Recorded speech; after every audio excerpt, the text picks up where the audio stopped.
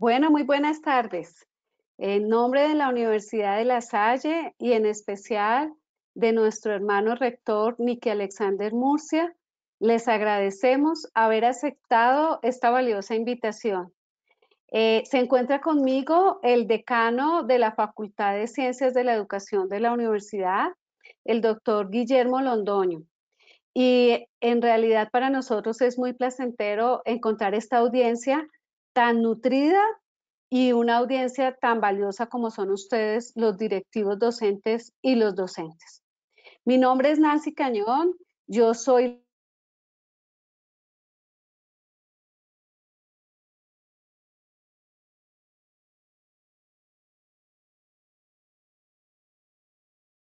Tenemos ahí un problema de conexión. Nancy.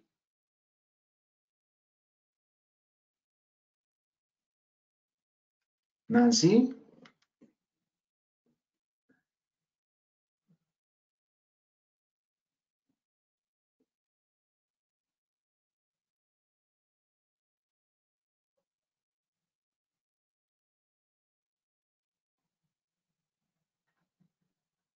Escucha, no te escucho, Nancy. Es correcto, decano. Puede que haya tenido la caída del servicio de internet. Ya me comunico con ella. Si quiere continuar, ya. Bueno, buenas tardes a todos. Creo que tenemos un pequeño problema de comunicación de la doctora Nancy.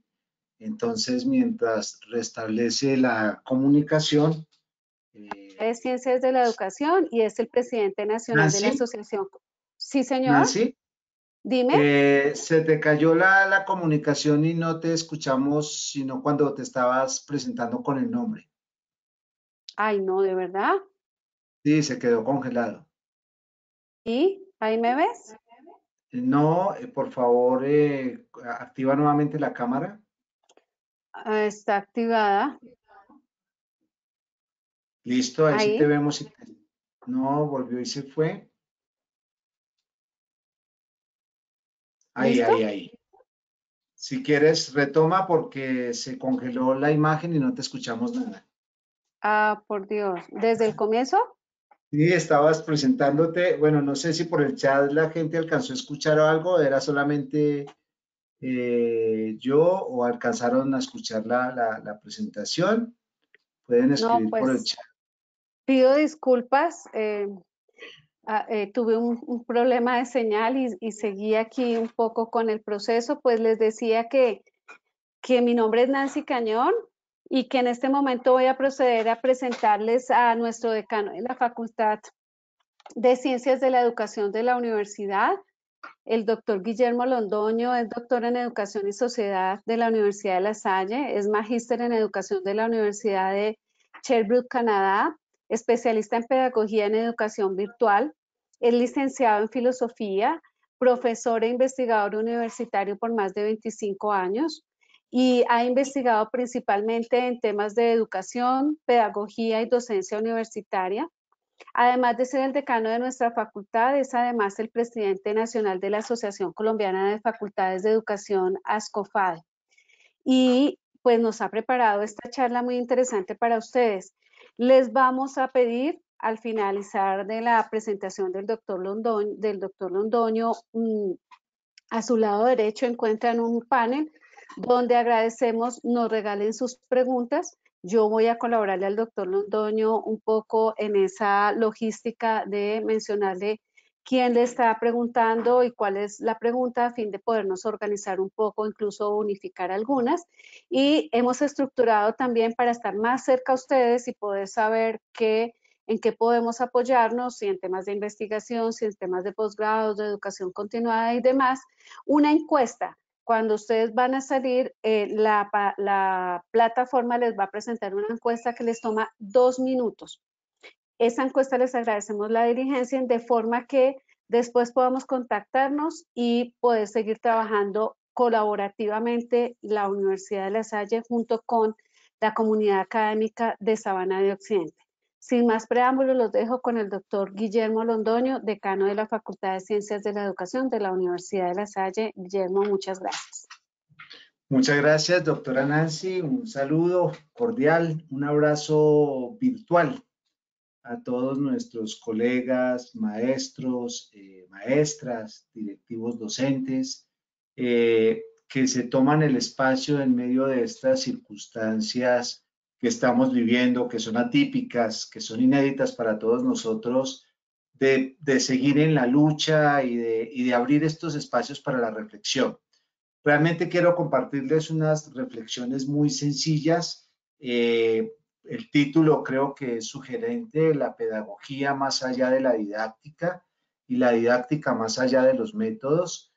Y obviamente un poco esta reflexión que quiero hacerles desde la perspectiva de lo que estamos viviendo nosotros y lo que nos reta como maestros. Espero que sea más bien una cuestión muy dialogal. Pues el tema de conectividad y de tiempo no nos permite el diálogo, digamos, viva voz, pero sí tendremos el chat para que hagan sus comentarios. A medida que vamos hablando, pueden escribir sus comentarios, sus sugerencias, sus preguntas. Voy a tratar de no aburrirlos por más de 40 minutos. De tal manera que tengamos unos 35, 40 minutos de esta reflexión que les quiero compartir, y después podamos reaccionar a algunos de los comentarios y de las preguntas que ustedes tienen en el chat para poder terminar a las 5 en punto. Como decano de la Facultad de Educación, pues para mí realmente es un honor poderme dirigir a ustedes, poderles contar y compartir estas reflexiones. Una facultad que está a su disposición con 55 años de trayectoria pensando en la educación, y muchas de las cosas que quiero reflexionar con ustedes pues también las hemos trabajado en esta facultad, al interior del doctorado, las maestrías, las licenciaturas presenciales, virtuales. O sea, que no es una creación mía, sino de una comunidad que viene reflexionando. Sin más preámbulos, ¿por qué la pedagogía más allá de la didáctica y la didáctica más allá de los métodos? Y esto en perspectiva de la época que estamos viviendo. Yo he tenido la oportunidad de compartir con muchos colegas en los diferentes niveles. Y uno encuentra con no poca extrañeza, con mucha extrañeza, pero no con poca presencia de personas en ello, y es que a veces se ha instaurado en el medio educativo una visión muy instrumental de la pedagogía. Entonces, yo no sé si ustedes han escuchado a sus estudiantes o entre ustedes mismos cuando les dicen, por ejemplo, no, es que a Marcela que escribió aquí, nos saludó, gracias Marcela, no, es que la Marcela tiene una pedagogía excelente. Y cuando dicen, Marcela tiene una pedagogía excelente, inmediatamente la gente ¿en qué piensa? Pues la gente dice, sus clases son chéveres, tiene buenas clases, tiene buenos métodos. Y a veces cuando un profesor de pronto no es muy dinámico en sus clases, dice, no, lo que pasa es que le falta pedagogía. O a veces cuando un profesor, por ejemplo, tiene alguna gran iniciativa, es que este es un gran innovador pedagógico. Y yo creo que hemos caído un poco precisamente en el tema de la instrumentalización de la pedagogía. La buena enseñanza es algo que nos compromete a nosotros como maestros, pero instrumentalizar la pedagogía significa reducirla a un tema de métodos y reducirla a un tema de estrategias. Por eso hablábamos la pedagogía más allá de la didáctica, porque la didáctica se acerca mucho más al tema de la enseñanza, de cómo asumimos la enseñanza, pero ha habido ahí unos manejos que pasan por lo conceptual, por lo epistemológico, por lo teórico y también por lo procedimental. Entonces, la apuesta es muy sencilla. Miren, la pedagogía tiene un estatus de discusión muy fuerte. Herbart fue el primero que trató de cientificar la pedagogía, volverla ciencia, pero pues la discusión se viene dando desde los griegos, desde que ellos trabajaron el paidos y el conducir a los niños, y aparecen los pedagogos, los que conducían y llevaban a los niños. En la época griega los pedagogos no eran maestros como nosotros. Pedagogo era un esclavo que se encargaba de llevar al estudiante allá donde los maestros, donde los sabios. Miren, hasta bonita esa imagen, ¿no? Pedagogo, en esa época, en su origen, Paidos y Agó, conducir al niño, no era el que le enseñaba al niño, era el que lo conducía. Sin embargo, con todo el desarrollo de la ciencia moderna y de las teorías científicas y demás, entra en escena la pedagogía y la gran discusión de la pedagogía, si es ciencia, no es ciencia, y la discusión de las ciencias sociales, y aparece todo el problema del estatuto epistemológico de la pedagogía. ¿Qué es la pedagogía? ¿Es ciencia? ¿La pedagogía es arte? ¿Qué es la pedagogía? Y pues precisamente por el tema del estatus epistemológico hay muchas apuestas, hay muchas teorías y eso ha hecho que se reduzca a una concepción muy instaurada, instrumental de la pedagogía. Hacer pedagogía es hacer cosas bien, enseñar bien. Muy equivocada esa percepción.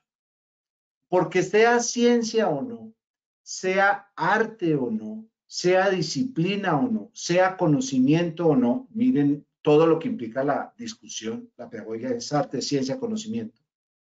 La pedagogía es un saber, ya dependiendo de donde estemos parados, científico, disciplinar, lo que sea, es un saber. Pero es un saber sobre qué?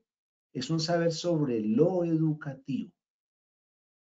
Entonces, cuando yo digo, debemos pensar la pedagogía más allá de la didáctica, estamos diciendo que al pensar la pedagogía nos estamos pensando no cómo soy yo en clase, no soy cómo soy yo con mis estudiantes, sino cómo entiendo yo la educación, cómo asumo yo la educación, cómo concibo la educación, cómo pienso la educación.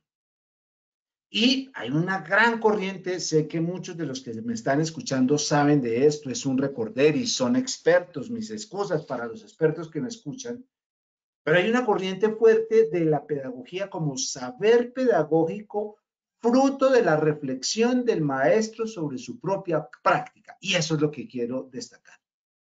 Se lo va como 5 veces que lo digo, la pedagogía no es un saber instrumental. Y en segundo lugar, al concebirla como un saber del maestro, fruto de su propia reflexión, nos muestra realmente el lugar de la pedagogía como un aliado de lo que nosotros hacemos. Si la pedagogía es un saber sobre lo educativo, cuando yo actúo, yo analizo qué está ocurriendo en el contexto, en la realidad, con mis estudiantes, con la escuela, con la institución, con las normas, con las políticas. Y esa manera de pensar permea mi manera de actuar. Necesitamos, colegas, volver a ser pedagogos. Es decir, no a ser buenos dictadores de clases, sino ser o continuar siendo muy reflexivos sobre lo que ocurre en el contexto. Y esto sí que cae como anillo al dedo, en una época de excepción como la que estamos viviendo. Denme la estrategia para ver qué hago con las clases virtuales. Denme la herramienta. Enséñenme a manejar esto. ¿Qué hago para mantener estos buses? ¿Cómo hago para cumplir el programa? Desde el punto de vista pedagógico, creo que son reflexiones insuficientes y no son suficientemente pedagógicas. Porque si ser pedagogo es reflexionar sobre la propia práctica, si ser pedagogo significa pensar lo educativo, antes de pensar qué hago con estos muchachos, qué hago con la plataforma, qué hago con el programa, qué hago con el plan de estudios, debo hacer un ejercicio pedagógico. Miércoles, ¿qué está pasando? ¿Qué implica esto para mí como educador? ¿O no lo han pensado? Yo estoy seguro, colegas, que estas preguntas ustedes se las están haciendo. ¿Qué va a pasar con la educación? ¿Y qué va a pasar con el sistema educativo? ¿Y qué va a pasar con la escuela? ¿Y qué va a pasar con... Ese tipo de preguntas es pensarse el problema de la educación. Y ahí estoy siendo yo pedagogo. Entonces, decir la pedagogía más allá de la didáctica es desligarla de esa preocupación por la enseñanza, desligarla de esa preocupación por los métodos, son importantes, ya vamos por allá, pero ubicarla muchísimo más en el contexto y en la necesidad de pensar y repensarme mi práctica y pensar lo que está sucediendo. Si hay una época en la que se necesita pedagogía, es esta, de plena pandemia. de plena educación remota, de plena educación mediadas por TICs. ¿Por qué necesitamos la pedagogía? Porque necesitamos pensar, repensarnos como maestros, como institución educativa, como secretarías de educación, como ministerio de educación, repensar las políticas educativas. No simplemente pensar en las condiciones, pensar en los materiales, pensar en la plataforma, en el computador, en la conectividad. Sin eso no hay muchas cosas, claro. Pero listo, solucionamos el problema de los computadores, de la conectividad, de los accesos, le damos a todo el mundo computadores, les conectamos internet. ¿Solucionamos el problema de la educación? Solucionar el problema de la educación no es solucionar el problema de la conectividad y del acceso. Entonces creo que esta época nos está diciendo, maestros, necesitamos volver a la pedagogía. Es decir, no es volver a leer a Vygotsky, a volver a leer a Freinet, a Montessori, a De Crowley, o leer a Howard Gardner, o la modificabilidad cognitiva de Ruben Feuerstein, o leer las teorías del desarrollo de la neurolingüística. Claro, esos son ideas que nos ayudan a entender el conocimiento, el lenguaje, la educación, pero hacer pedagogía no es leerse los teóricos, es leer la realidad educativa, la realidad de nuestros muchachos y la realidad nuestra como maestros. Y ahí sí, leída esa realidad, a ver si de pronto Feuerstein o cualquiera de estos grandes pedagogos me dan luces y me cuentan y me dan algunos elementos para yo poder hacer una lectura de esa realidad. Pero creo que, por un lado, o se ha teorizado mucho la pedagogía, o se ha cientificizado mucho la pedagogía, o como decía al principio, se ha instrumentalizado mucho. Y claro, esos elementos los necesitamos, pero hay que recuperar la esencia, nuestra capacidad reflexiva como maestros. Y entonces, mucho de lo que se ha planteado de pedagogía le corresponde a la didáctica, y ahí nos encontramos con otro error. Si yo le pregunto a alguno de ustedes, ¿a qué se refiere la didáctica? Con seguridad, algunos me dirán, se refiere a los métodos y a las estrategias. Pues podría decir lo mismo que ha ocurrido con la didáctica, lo mismo que ha ocurrido con la pedagogía. Y es que la pedagogía se ha instrumentalizado y la didáctica también se ha instrumentalizado y se ha reducido a un tema de estrategias y de métodos. La didáctica, por esencia, es una disciplina que tiene que ver con la enseñanza. Entonces, así como la pedagogía reflexiona sobre la educación, ustedes lo saben, son maestros muchos de ustedes, la didáctica reflexiona sobre la enseñanza, o sea, es un pedacito de la pedagogía que coge un campo específico y es la enseñanza. Entonces, si nos damos cuenta, tanto la pedagogía como la didáctica se ubican en escenarios de reflexión y de producción de conocimiento. No son un conjunto de recetarios para hacer cosas chéveres con los estudiantes. Son campos reflexivos, son campos de discusión. Y con esto creo que es clara la intencionalidad de este diálogo y de esta reflexión. Es invitarlos a que la gran preocupación nuestra no es instrumental, la gran preocupación nuestra es reflexiva. ¿Cómo entendemos y cómo asumimos? Entonces, cuando la didáctica se ocupa de la enseñanza, piensa en la enseñanza, reflexiona sobre la enseñanza, ahí sí nos dice, bueno, un momentico, ¿cómo asumo yo desde esta concepción educativa el tema de la enseñanza? Entonces, también al ubicarse en un tema reflexivo implica todo lo que debe analizar el maestro con relación a lo que él quiere hacer llegar a sus estudiantes. Hay 50.000 definiciones de aprendizaje, pero para mí la mejor es sacar lo mejor del otro. Y si aprender es sacar lo mejor del otro, entonces la reflexión de la enseñanza está unida a la reflexión sobre el aprendizaje. Entonces, reflexionar didácticamente no es qué método utilizo, qué juego utilizo, y ahorita que estoy en educación con TIC, si utilizo mejor foros o utilizo mejor el WhatsApp o las redes, esos son estrategias puntuales. El problema no es utilizar las redes sociales, no es utilizar el Moodle, no es utilizar la conectividad, la intencionalidad. ¿Qué quiero hacer yo con eso? ¿Cómo quiero llegar a mis estudiantes? ¿Cómo hago para que él quiera aprender? Ahí yo tengo una reflexión didáctica. Pensar la enseñanza, problematizar la enseñanza. Entonces, la invitación en esta pequeña reflexión que les estoy ofreciendo es recuperar el lugar de la pedagogía y recuperar el lugar de la didáctica en estos escenarios que estamos viviendo que nos retan a repensarnos. Dicho de otra manera es, pensemos lo educativo y pensemos la enseñanza y el aprendizaje. Cuando pensamos la educación en su gran contexto, estamos haciendo reflexión pedagógica y cuando pensamos la enseñanza en perspectiva del aprendizaje, estamos haciendo reflexión didáctica. Necesitamos en tiempos de pandemia mucha reflexión pedagógica y mucha reflexión didáctica, porque herramientas hay muchas. Cómo hacer un trabajo colaborativo, cómo formar grupos en Moodle, cómo hacer evaluaciones automáticamente. Hay grandes teorías sobre el acompañamiento virtual, la evaluación virtual, todo ese tipo de cosas. Si no lo saben, entren en San Google. San Google, cómo buscar, cómo utilizar evaluaciones a través de Internet, ¿sí? Cómo generar actividades participativas por Internet. No necesitamos un webinar ni necesitamos una charla de estos para eso. Entren a San Google y San Google le dice cómo hacer eso.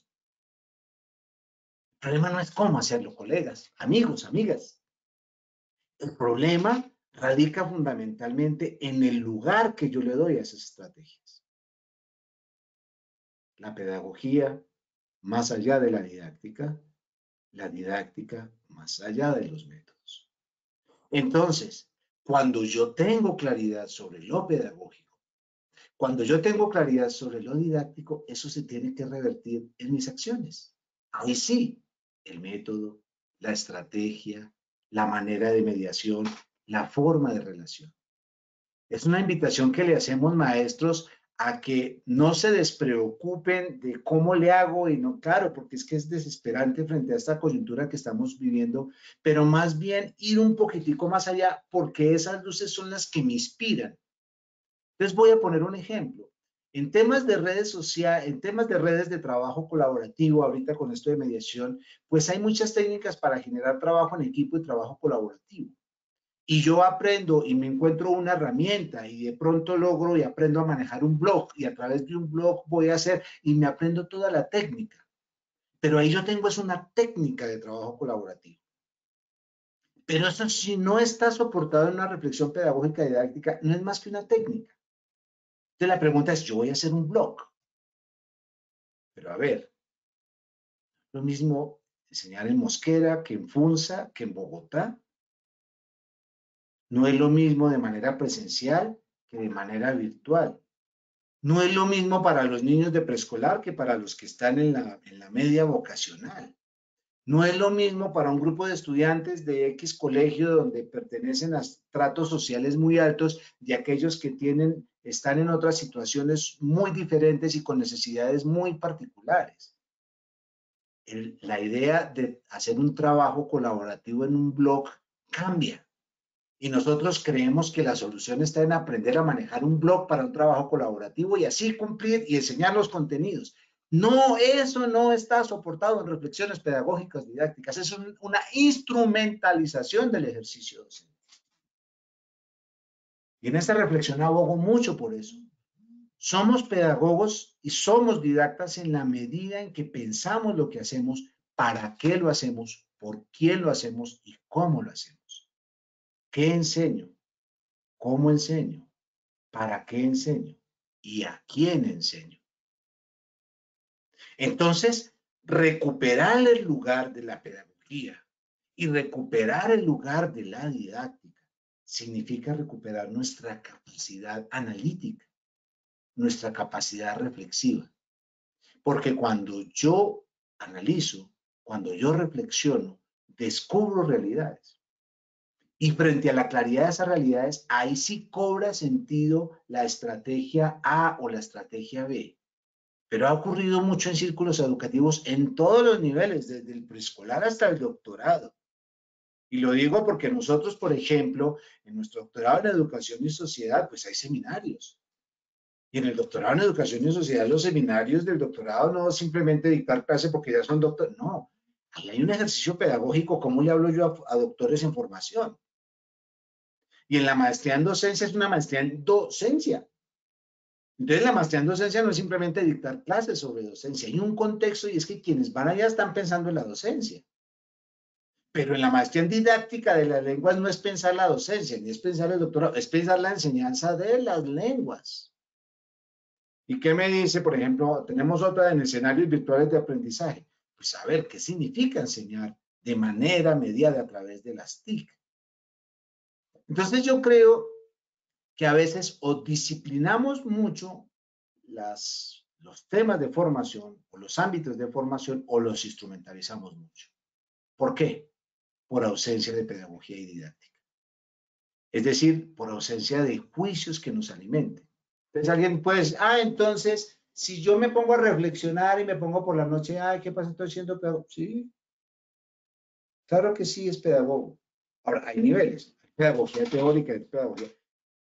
Pero es la importancia de no solamente reflexionar. Entonces dice, no, yo escuché la charla de Guillermo, me pareció interesante, entonces a partir de ahora yo me voy a volver pedagogo. Todos los días voy a reflexionar y me voy a volver didáctica. Todos los días voy a reflexionar sobre la enseñanza. No es simplemente la reflexión. Es cómo esa reflexión, la palabra, a mí me encanta la palabra reflexión porque reflexionar significa flexionarme sobre mí mismo. Entonces, reflexionar es como si uno se flexionara y se volviera hacia sí mismo. Entonces, el valor de la reflexión sobre la educación y sobre la enseñanza radica en que al flexionarla sobre sí mismo, tiene que transformar mis prácticas.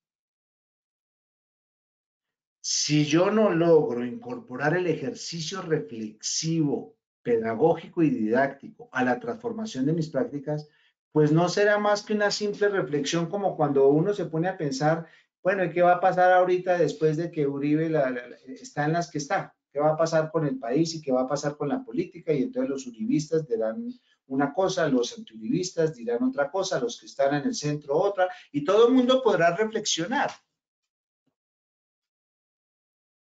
¿Y qué pasa con la realidad política del país? Todo el mundo, y además reflexionar no es opinar. Y volviendo al tema de lo educativo, nosotros podemos opinar mucho, nosotros podemos criticar mucho, que el sistema, que la ley, que la norma, que antes era por logros, después por competencias, que el 1290 nos cambió la evaluación y que ahorita los currículos y los informes y esa acreditación nos tiene hasta aquí y esos informes y esos formatos y ahorita esa educación remota, esos muchachos que no se pueden, yo no sé qué hacer. Y opinamos, y opinamos, y opinamos, y opinamos. No es un tema de opinión.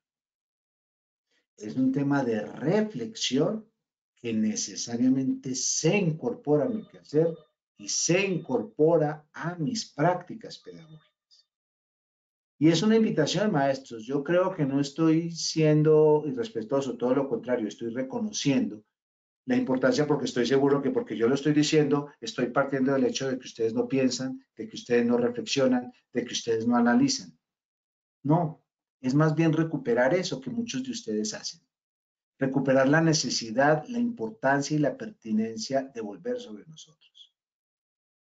¿Qué tanto la reflexión pedagógica y qué tanto la reflexión didáctica nos han llevado a nosotros? Nos han llevado a nosotros a repensar nuestras prácticas pedagógicas. Jenny Roca, un empresario, que era un educador, hablando precisamente de lo que estamos viviendo, decía, cito textualmente, comillas, estamos en medio de una crisis sanitaria que está amenazando no solo la salud y la vida de casi toda la población mundial, sino que también está afectando todo lo que hacemos en lo social, en lo cultural y en lo económico. Lo que estamos viviendo está afectando enormemente la educación. Enormemente la educación. Y por lo tanto, el desafío para nosotros como maestros no está en solucionarlo, reiteraré, el tema de la conectividad y el tema de qué actividades hago con los muchachos o la gran preocupación de que cómo voy a hacer para terminar el temario. es que el desafío nuestro como maestros es precisamente en esa perspectiva pedagógica y didáctica de pensarnos frente a algo para lo cual muchos no estábamos preparados. Yo podría hacer aquí un paréntesis y contarle lo que he aprendido los últimos 5 meses. Yo como decano no estaba preparado para todo lo que me ha tocado hacer. Y no hablo en cantidad de trabajo, sino en desafíos. Con nuestros maestros, con nuestros estudiantes, con una universidad, con una facultad. Nos estamos repensando todos los días, estamos tomando decisiones todos los días. Y el desafío para los estudiantes. A ellos no solamente hay que acompañarlos, con ellos también hay que hacer conciencia de que también ellos no estaban preparados para algo que no se veía venir y a veces es muy fácil demandar. Voy a contarles una anécdota de lo que me ha ocurrido, por ejemplo, en este escenario de pandemia.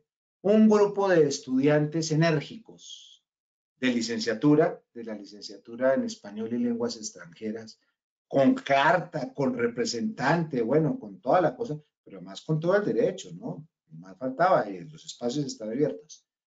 Es que exigimos que nos solucionen el problema de las prácticas. ¿Por qué es que nosotros estamos en último semestre de licenciatura y qué va a pasar con las prácticas pedagógicas? Y ustedes no nos están colocando prácticas pedagógicas. Oiga, muchachos, ¿y qué entienden ustedes por práctica pedagógica? No, pues ir a los colegios. Entonces yo, irónicamente, un poquitico, irónicamente, les dije, bueno, perfecto, muéstrenme en el país qué colegio hay abierto y allá los mando. Estaban demandando algo para lo cual el momento no está hecho. ¿Cuál es la solución? Hagamos una reflexión pedagógica didáctica y pensemos, primero pensemos qué es práctica. ¿Práctica es ir a dictar clase a un colegio? Bueno, entonces ahí empieza todo el análisis de práctica, de praxis, de práctica reflexiva, todo eso. ¿Y de qué maneras puede uno hacer práctica? ¿Y qué significa ser práctico como maestro? Y en esa reflexión va encontrando uno posibilidades y vemos que no es simplemente ir a un colegio, es también planear actividades educativas, es también diseñar material educativo, es también hacer estudios de casos, es también hacer simulaciones, es también acompañar a profesores virtuales de manera virtual, es también acompañar a estudiantes en sus procesos, en su ejercicio virtual. Y eso no es práctica pedagógica. Entonces, con este ejemplo es que a veces nosotros nos cerramos a las circunstancias, pero la reflexión pedagógica y didáctica, precisamente en este pequeño ejemplo que les acabo de dar, nos lleva y nos conduce a pensar y a buscar horizontes. Porque si buscamos la solución a estos problemas con el tipo de soluciones al que estamos acostumbrados, pues no la vamos a encontrar porque es un tiempo excepcional. Vuelvo al ejemplo, ¿sí? No les puedo solucionar el problema de las prácticas como ustedes quieren que los mande a un colegio. No hay colegios funcionando de manera como ustedes quieren. Pero no les estoy diciendo no hay prácticas. Estamos diciendo reflexionamos sobre el sentido y alcance de las prácticas. Y creo que lo mismo ocurre para nosotros. Este escenario nos ha llevado a pensar y a repensarnos mucho a todas las afectaciones que nosotros hemos tenido como maestros. Lo que yo hacía en un salón de clases, y lo decía una vez, ahora lo tengo que decir en 50 correos. Eso pone a pensar a cualquiera. Lo que yo hacía en una reunión, ahora lo tengo que hacer en 10, porque me tengo que conectar con gente distinta de manera distinta. Entonces, creo que esta idea de recuperar lo pedagógico y didáctico como espacio reflexivo es precisamente para este mensaje y esta reflexión. Repensarnos en tiempo de excepcionalidad. La educación debería ser excepcional más allá de una simple pandemia y más allá de una crisis sanitaria. La educación debe ser excepcional para construir sociedades posibles. Quisiera terminar con 2 reflexiones porque quiero escuchar lo que ustedes escriben y alimentar un poco sus preguntas. El director mundial de escuelas, José María del Corral, en una reunión que hubo a raíz de esto con miles de docentes, escribió lo siguiente, comillas: tenemos un espacio único en la historia de la humanidad. Voy a decirlo despacio. Tenemos un espacio único en la historia de la humanidad. Y está hablando de los maestros. Somos médicos de las emociones. Somos médicos de la salud mental y espiritual. Creo que esto vino para quedarse. Y nuestros alumnos nos están pidiendo a gritos a nosotros otra cosa. Nuestros alumnos no nos están pidiendo que terminemos la tarea, ni terminemos la lección, ni terminemos la programación. Son muchas las historias que ustedes conocen que están viviendo ahorita sus estudiantes. Nos están pidiendo como maestros otras cosas. Ay, no, pero es que yo no puedo dedicarme a eso porque es que el programa dice otra cosa. Estamos en otro momento. Estamos en otro lugar. Aprovechemos esta crisis para repotenciarnos. Comparto mucho lo que en su momento escribió Albert Einstein. Decía, cito textualmente, la crisis es la mejor bendición que puede sucederle a personas y países, porque la crisis trae progresos. La creatividad nace de la angustia como el día nace de la noche oscura. La crisis es una desgracia para muchos, pero también es una oportunidad. Es la oportunidad de crear y de recrearnos. Es la oportunidad de ver de luz, de ver luces en medio de la oscuridad. Vale la pena que nos pensemos, vale la pena que reflexionemos en estas perspectivas y en este sentido.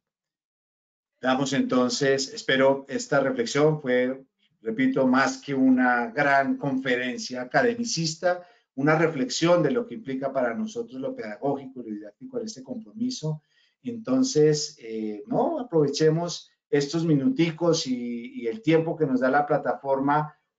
Habrán escrito sus comentarios, sus preguntas, entonces, pues, dialoguemos un rato, así sea ustedes por el chat y yo por el micrófono, para aprovechar este escenario de reflexión pedagógica didáctica. Muchas gracias. Guillermo, muchísimas gracias. En realidad nos dejas pensando acerca de estas realidades y de la importancia de los maestros.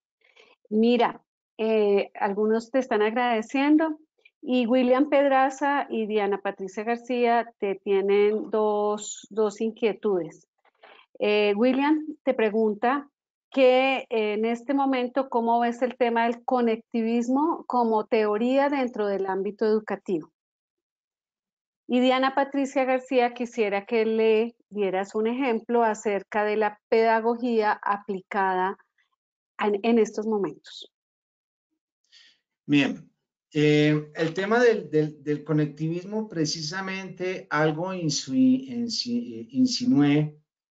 en la exposición y en la reflexión, y es que parece que el gran problema que muchas instituciones y entes gubernamentales y maestros han asumido con relación al tema de la educación mediada es el tema de la conectividad. Obviamente, si los estudiantes no están en el lugar conmigo, pues un gran problema es la conectividad. Totalmente de acuerdo, y ese problema hay que buscarle solución. Pero lo planteo de la siguiente manera. Si el problema es la conectividad y no hay conectividad, entonces no puedo hacer nada. Ejemplos muy sencillos. En el programa de español y lenguas extranjeras que tenemos ahí en nuestra sede de Mosquera, los estudiantes, pues a todo el mundo nos tocó salir corriendo, guardarnos en la casa y a continuar estudiando a distancia como les tocó a todos ustedes. Y había estudiantes que no tenían acceso a Internet.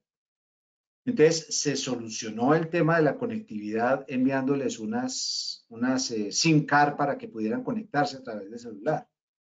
Listo, solucionamos la conectividad. Pero conocí el caso de una profesora donde ni con SIM card, porque no había señal, ni SIM card, ni ese tipo de cosas, y utilizó simplemente el celular y el WhatsApp, el grabador de WhatsApp, los mensajes de voz de WhatsApp, y entonces lo que hacía ella era dictar su clase, iba grabando en el WhatsApp y le enviaba los mensajes de WhatsApp a su estudiante al celular del papá. Y el papá lo que hacía era, pues precisamente reproducir y le ponía las tareas y se convirtió en un diálogo de voz. Claro, eso es lo que ha hecho multiplicar. Buscaron medios. Otros que no tienen ni siquiera ese acceso, hablo en términos generales, echaron mano de las radios comunitarias, echaron mano de la televisión, mandaron cartillas, mandaron elementos. Pero repito, podríamos solucionar el problema de la conectividad o poniéndole una antena, o poniéndole una SIM card, o prendiendo la radio, o mandándole el mensaje de WhatsApp, o mandándole el material y la guía por correo para que haga las tareas y me las mande. Pero el problema no sigue siendo la conectividad. El problema es que con WhatsApp o sin WhatsApp, con Internet o sin Internet, con material o sin material, ¿cuál es la intencionalidad de lo que ocurre en esa interacción? Entonces, ha habido mucha preocupación como cómo mejorar la conectividad, de acuerdo, es necesario, pero la otra es, ¿qué hacemos? ¿Qué hacemos en ese ejercicio y en esa alternativa que encontramos? ¿Qué tipo de actividades proponemos? ¿Qué tipo de lecturas hacemos? ¿Qué tipo de trabajos colocamos? ¿Qué tipo de interacción generamos?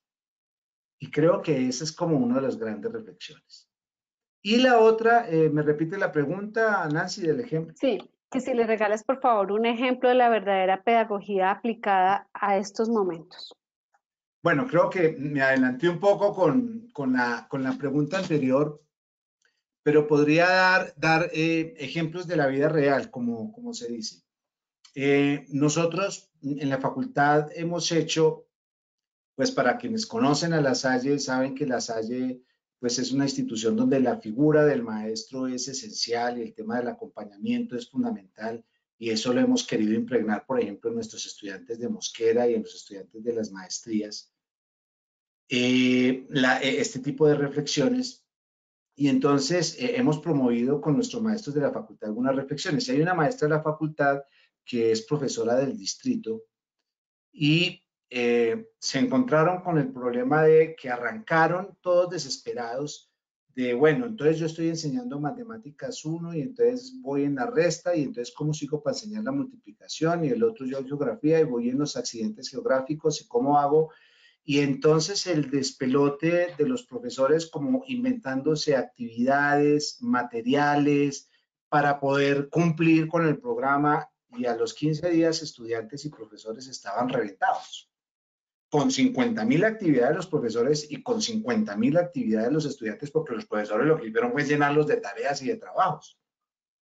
En la universidad, un movimiento al principio de los estudiantes donde le escribieron directamente al rector: los profesores nos tienen hasta aquí. Porque precisamente quienes no saben de mediaciones tecnológicas creen que el tema es mandar tareas y recoger tareas. Es un tema de interacción. Entonces, volviendo al ejemplo, lo que hicieron estos maestros: no, así no podemos seguir. Una escuela por allá en Ciudad Bolívar, un colegio por allá en Ciudad Bolívar, y crearon comunidades de aprendizaje. ¿Qué hicieron? En vez de el niño se conecta hoy con fulano, mañana con sultano, mañana con sultano, busquemos espacios, favorecemos algunas cosas de conectividad, hacían grupos de aprendizaje donde les ponían problemas a los muchachos, a los niños, y los profesores intervenían desde ese problema, que se cayó el barranco, que no hay mercado, bueno, cualquier problema de la realidad cotidiana. Y a partir de ese problema iban metiendo elementos de matemáticas, elementos de lenguaje. Entonces la profesora hacía aclaraciones sobre el tema del lenguaje, el profesor de matemáticas metía ahí algunas operaciones, el profesor de sociales le hacía una ubicación y lectura del contexto, y se convirtió en un ejercicio de trabajo colaborativo donde desapareció la preocupación por la hora, la clase, la materia, el contenido y la nota. La preocupación era que los estudiantes aprendieran y buscar un escenario propicio para que en estas condiciones se aprendiera. Yo escuché hoy en las noticias a alguien de la ONU preocupado que porque esta generación, la verdad, me aceptan la palabra porque estoy en el escenario, me emberraqué. Iba a decir la otra palabra, pero no, me emberraqué. Que porque iba a haber un vacío en esta generación que este año no había tenido la oportunidad de tener educación presencial. Es decir, desconfían de la capacidad que tenemos los maestros para mediar en estas condiciones. Todo lo contrario. Esto lo que ha sido es una gran oportunidad. Todo el mundo hablando de flexibilidad curricular, flexibilidad en la evaluación, acompañamiento, y esos eran grandes mitos. Y ahorita nos vimos obligados a acompañar a los estudiantes, a estar pendientes de ellos, a salirnos del pensum, a salirnos de la materia que toca, a salirnos de las horas, a salirnos del tiempo. Ah, sí se puede. Entonces yo creo que sí es posible. Pero esto va en la línea de la reflexión que yo les traía. Tenemos que reinventarnos. Y, bueno, alguien puede escribir, no, realmente, pues sí, chévere para los maestros, pero pues con esos rectores, o dirán los rectores, con esos profesores que tenemos, o dirán los coordinadores, con unos, pues sí, obviamente cada uno tiene su lugar y su responsabilidad. Creo que la invitación a los maestros es abrirnos a estas condiciones, pero la invitación a los rectores, a los coordinadores, a los secretarios de educación. O sea, el mundo es distinto, o sea, la educación no va a seguir igual, ni el mundo va a seguir igual. Y si las condiciones no son iguales, si nosotros no vamos a ser iguales y el mundo no va a ser igual, no podemos seguir enseñando de la misma manera. Y acciones hay. Creo que hay un ejemplo concreto, colega, de lo que se puede hacer en estos escenarios. Guillermo, la profesora Ida Soto te está preguntando acerca de que pues, efectivamente a ella le parece muy valiosa tu reflexión y el cambio de estrategia por parte de los docentes, pero ¿qué sucede con sus directivas si no aceptan estos procesos de cambio? ¿Cómo manejar esos procesos? Gracias, profe. Gracias, Nancy, por la pregunta. Otra cosa que va en relación con la pregunta y con la reflexión que yo traía es que parece que el tema pedagógico fuera un problema del profesor nomás. Obviamente, yo los centré en el ejercicio reflexivo del maestro, porque pues estamos hablando entre maestros, pero el problema pedagógico no es un problema del maestro, es un problema del padre de familia, es un problema de los administrativos. Si hay partes, si hay lugares donde se necesita pedagogía, es en las direcciones de las instituciones. El rector tiene una gran responsabilidad pedagógica en el sentido de lo que yo he explicado en la reflexión de hoy. Un coordinador lo tiene, un jefe de núcleo lo tiene, un secretario de educación lo tiene, una ministra de educación lo tiene. Porque el problema que ha ocurrido con la educación es que en la educación se ha impuesto el modelo fordista. El gran aporte de Ford a la economía y a la producción industrial era la producción en serie. Cada uno se encarga de una cosa.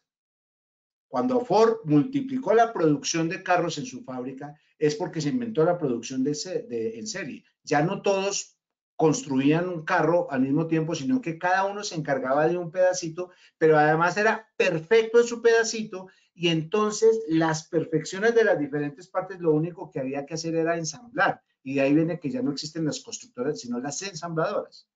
Ensamblan partes perfectas, y el modelo fordista se trasladó a la educación.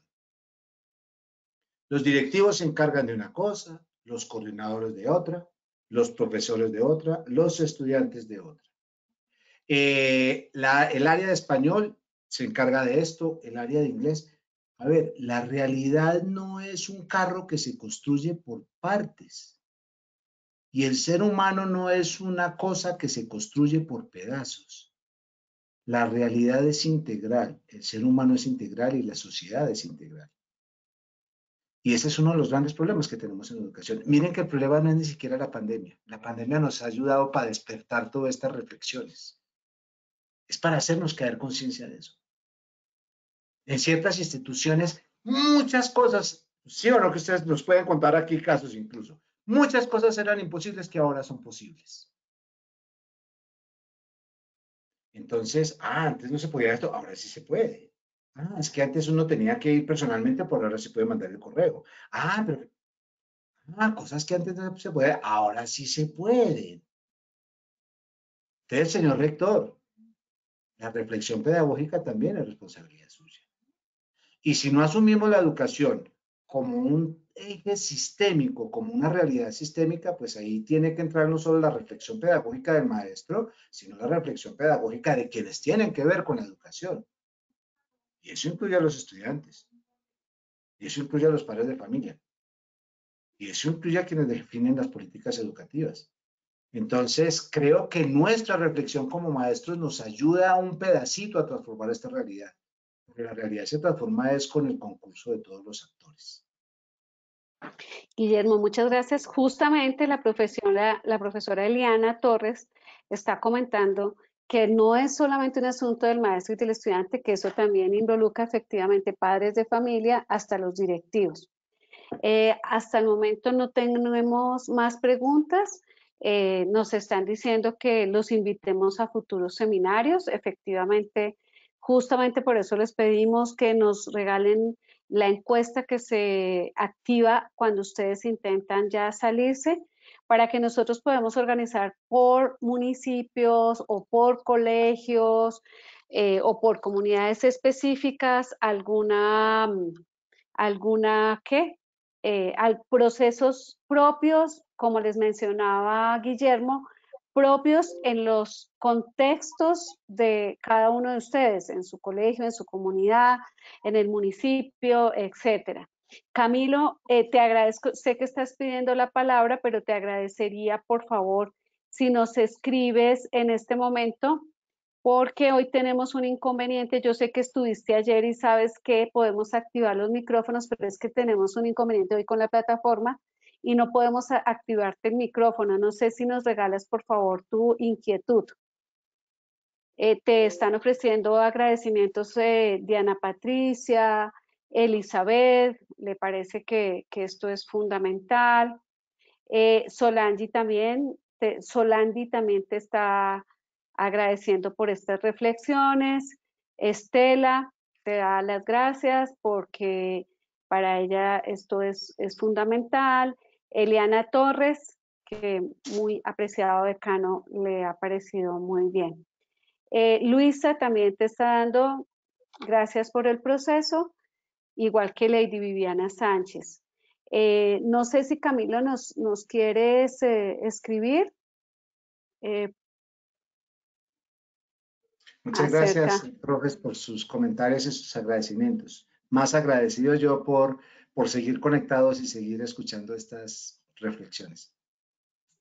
Heidi Joana Chisica también te está diciendo que grandes agradecimientos por esta reflexión. Y Camilo dice que por favor le demos un momento para presentarte la inquietud que hasta el momento que tiene contigo. Bueno, vamos a darles espacio a Camilo para ir cerrando porque tenemos también cierre de la plataforma. De verdad, para ir cerrando, yo le agradezco mucho a Nancy la invitación como coordinadora de nuestra sede, la Universidad en Mosquera y en Sabana de Occidente. La Universidad de La Salle está comprometido con Sabana de Occidente. Les contamos que tenemos un gran proyecto de hacer gran presencia nuestra ya en diferentes ámbitos. No es simplemente una universidad que llega ya a dictar programas. Claro, tenemos nuestros programas de ingeniería, de administración, de educación, pero más allá de eso, la Universidad de La Salle tiene una apuesta fuerte por hacer presencia en las regiones y nuestra primera región de foco es Sabana de Occidente, donde queremos decirles que pueden contar con nosotros. Estos espacios son espacios que nosotros libre, voluntaria y con mucho cariño hemos querido para hacer con ustedes, por ustedes y para ustedes, porque ser universidad no es simplemente dictar programas y graduar gente. Ser universidad es generar espacios como estos y tener la posibilidad de interactuar con gente tan importante como ustedes. Entonces, decirles que aquí está la Universidad de La Salle, aquí estamos para trabajar con y para ustedes. Como decano, les pongo mi facultad a su disposición. para procesos de seguir construyendo, tanto desde nuestros programas formales como desde ese tipo de interacciones y de alternativas de investigación conjunta, construcción conjunta. Bueno, para eso estamos en Sabana de Occidente, para eso vinimos, para quedarnos y trabajar con ustedes. Guillermo, Camilo te escribió la pregunta que estábamos esperando, porque todos los demás te están agradeciendo.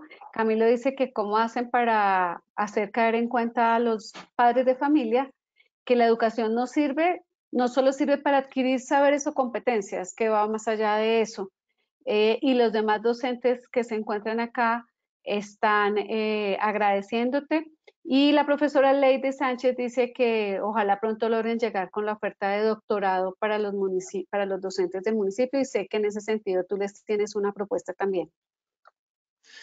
Bien, bueno, Camilo, yo creo que la manera bueno, no se trata de recetas, ¿no? Pero yo creo que estas reflexiones, y lo digo con mucho cariño y mucho respeto, no se pueden quedar en ámbitos como estos.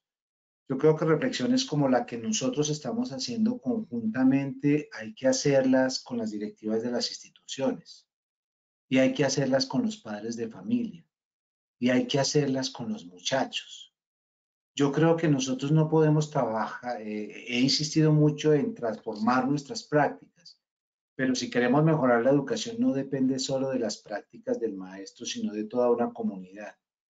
Y yo creo que así como en espacios como estos se busca sensibilizar, se busca generar la reflexión, se busca motivar, se busca mover, yo creo que en ese sentido también nosotros tenemos como el desafío de hacer cierto tipo de reflexiones con nuestros padres, con nuestros estudiantes, con nuestros directivos y decirles, padres, mire, aquí no es simplemente hacer la tarea y que el muchacho pase. Usted lo dijo muy bien en su pregunta, Camilo, no es un tema de competencias, no es un tema de estándares, no es un tema de logros, no es un tema de evaluación. Es un tema de formación. Y ahorita, adivinen para qué estamos formando ahorita a la gente en esta época de pandemia. No para que pasen. Estamos formando para que salgan adelante. Y eso implica ejercicios de más allá de la clase, la actividad y la tarea. Creo que tenemos grandes desafíos. Y reitero pues a todos los que han dado las gracias por el chat, reiterar mis agradecimientos y decirles que el doctorado en Educación y Sociedad pues está a su disposición. Es un doctorado que tiene mucha demanda, que tiene mucha selección, son muchos los que se presentan, pocos los elegidos, pero pues Sabana de Occidente es consentida de la Salle. Entonces hay ahí algunos intentos, hay algunas intencionalidades. Creo que nos toca pensar la alternativa con Sabana de Occidente es tener un grupo particular de pronto de doctorandos. No podemos montar el doctorado allá por dos razones. Primero, los trámites en el ministerio son muy engorrosos para generar toda la superinfraestructura para el desarrollo del doctorado cuando ya se tiene en Bogotá, pero es que el escenario de formación del doctorado es muy distinto al de una maestría o incluso al de, obviamente, de las licenciaturas. Entonces, lo importante de pronto es tener un grupo que nosotros podemos apoyar y que todo el desarrollo de formación investigativa esté orientado a los intereses desde su contexto y podemos buscar son escenarios bipartitos, es decir, unos escenarios donde trabajen en la sede del doctorado y otros que se pudieran trabajar con un grupo particular ahí en Mosquera, acorde a unas apuestas investigativas, unos desarrollos de investigación, una línea de investigación. Creo que eso podríamos hablarlo, negociarlo y bueno, ahí está Nancy de contacto. Yo no sé, Nancy, si quieres darles algún dato de contacto por si quieren preguntarte por espacios de reflexión, por nuestros programas, bueno, no sé. Y bueno, pues la facultad está a disposición de Sabana de Occidente. Pues sí, Guillermo, mira, mi correo es nacanon@lasalle.edu.co y estoy a disposición. La sede de la universidad está en Mosquera, en la institución educativa La Merced, sede Policarpa Salabarrieta, pero también tenemos un número de celular con el que generalmente, o sea, donde nos pueden ubicar también muy rápidamente, 317-639-3402, 317-639-3402. Y mi correo nacanon@lasalle.edu.co. Por eso les decía que Guillermo, esto lo hemos planteado varias veces y es la necesidad que nos han planteado de pronto generar un grupo para el doctorado de los docentes, pero con características e intereses investigativos que impacten a la región, a Sabana de Accidente, o a Mosquera, o a los municipios, en fin, como lo planteé y como Guillermo les acaba de decir. Pues les agradecemos muchísimo el habernos acompañado. Gracias, Guillermo. Muchas gracias a ustedes, queridos docentes, por toda su asistencia. Les recordamos que antes de cerrar la plataforma está la encuesta para que nosotros podamos trabajar con ustedes de forma más cercana. Si con Madrid incluso ya hicimos unas charlas propias para algunas necesidades, estamos dispuestos a generar charlas para temas de investigación específicos, y agradecerles por todo este momento. Que Dios los bendiga y que nos siga ayudando en esta labor tan valiosa que generamos día a día en nuestra comunidad y en nuestro país. No sé, Guillermo, si tú te quieres despedir. No, reiterar mis agradecimientos. Gracias por permitirme también recrearme con la excusa de poder compartir con ustedes estas reflexiones. Cuídense mucho, cuiden a sus familias. Estamos llegando al pico alto y es cuando más tenemos todos que cuidarnos y cuidar a los nuestros. Felicidades a todos en sus familias, en sus instituciones educativas, con sus estudiantes y muchos éxitos en todas sus actividades. Muy amables. Gracias.